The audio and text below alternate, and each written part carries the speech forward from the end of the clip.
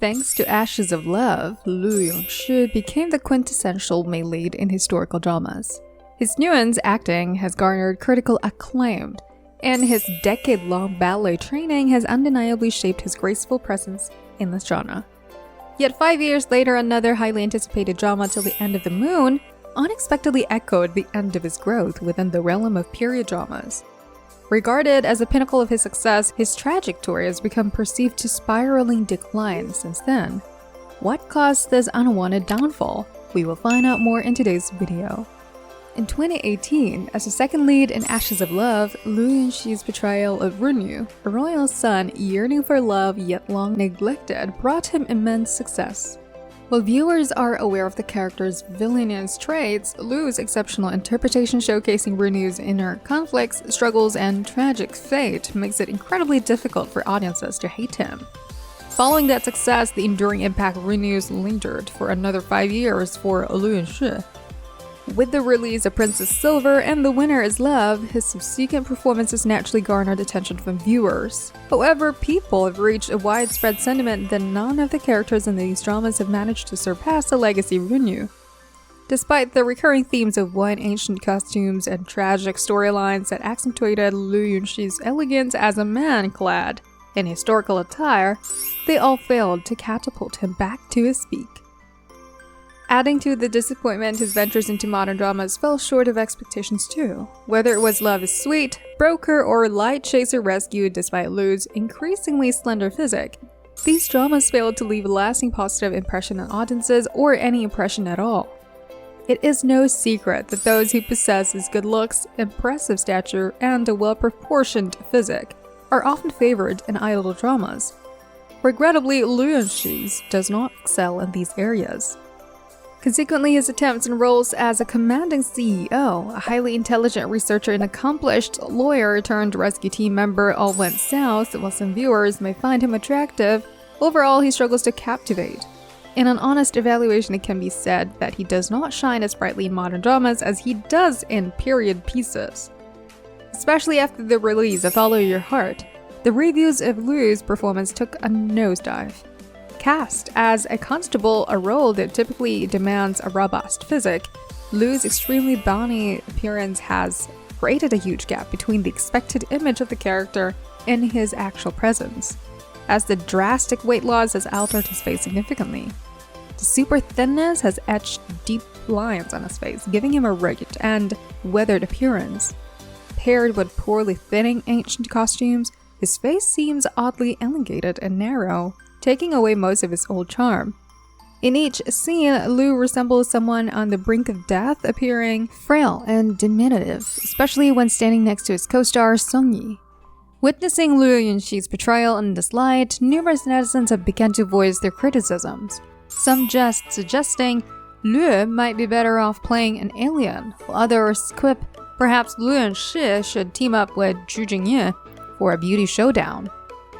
This isn't the first instance of netizens criticizing Luo Yunxi for his slender frame. Following the immense success of Ashes of Love, Lu once shared that his waist measured a mere 61 centimeters.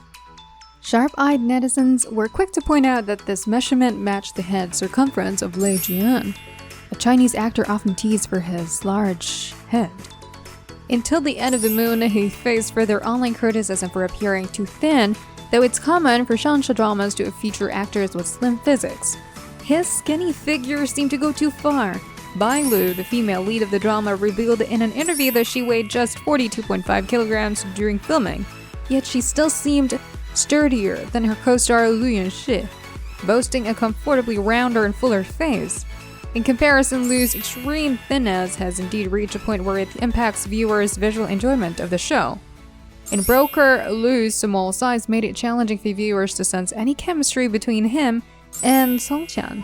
The contrast was even more evident when he shared the screen with the second male lead, Xu Kaicheng, standing next to this 6-feet-tall giant who, by the way, also studied ballet dancing at college.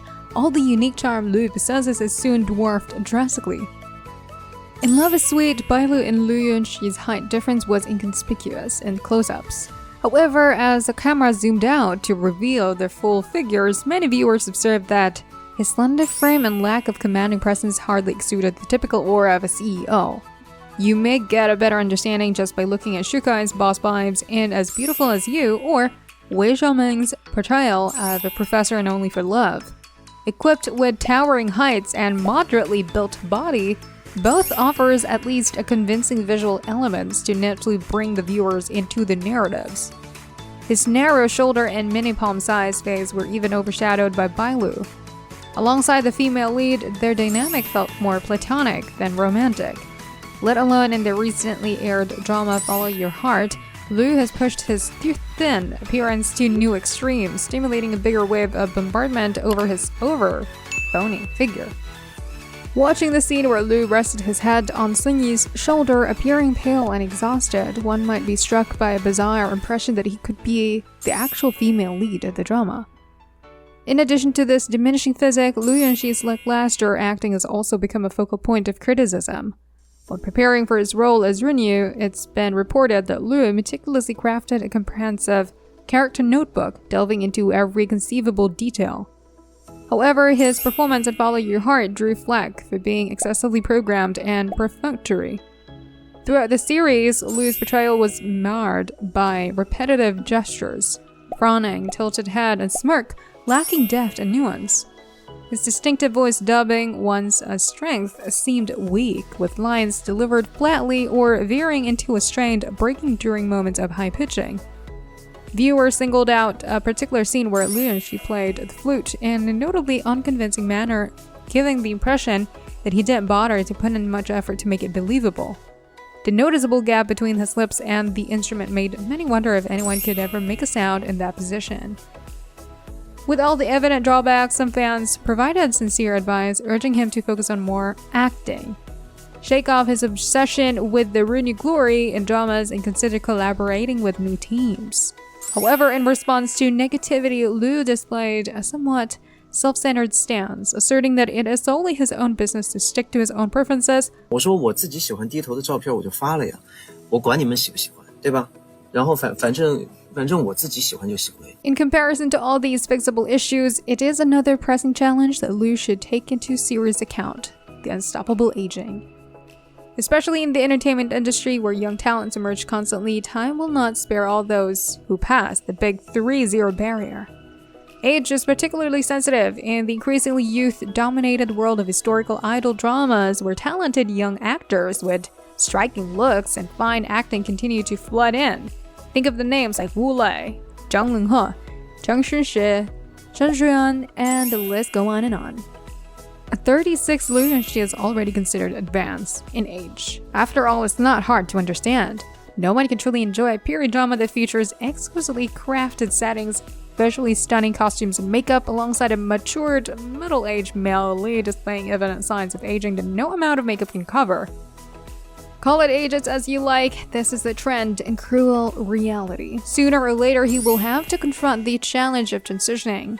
Nonetheless, it seems that he is reluctant to venture beyond his comfort zone, despite the noticeable decline in both his acting skills and compatibility in period dramas. Well, he is not entirely adverse to exploring new paths after all, it's just the outcomes is debatable. In June of this year, Luo held a solo concert that stirred online discussions even before the curtains rose.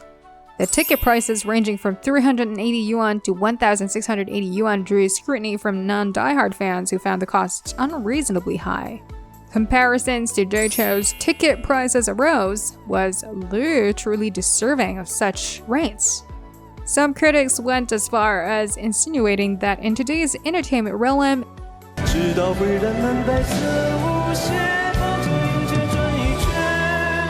in fact, Luo Yunxi kickstarted his career as a singer, emerging in a professional boy band and releasing several singles.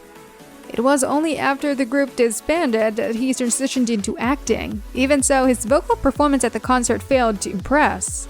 Despite the dazzling stage lighting, his singing fell short compared to his peers like Tang Zhensi and Wang Yibao, known for both of their influence in period dramas as well as strong singing skills and dynamic stage presence.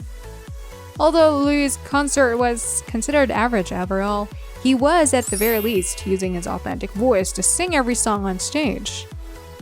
At this moment, Luo Yunxi must break free from his comfort zone, release his attachment to past glories and idol dramas, explore new possibilities, and create a career plan more in tune with his current situation.